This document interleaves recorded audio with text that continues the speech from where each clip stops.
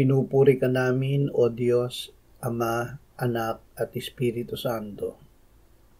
Salamat, Ama, na ibinigay mo sa amin si Jesus na iyong anak, na namatay para sa aming kasalanan, iyong muling binuhay, iniakyat at iniluklok sa iyong kanan sa langit.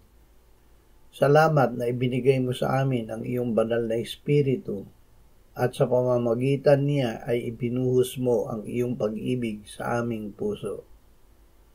Salamat, Ama, na ibinigay mo ang iyong anak dahil sa iyong pag-ibig at biyaya sa amin. Biyaya mo rin ang gumawa upang siya ay aming panampalatayaan at tanggapin. Dahil din sa iyong biyaya ay nananahan sa abid ang iyong anak, kaya't kami ay may buhay na walang hanggan, at ng kasagadaan nito. Amen.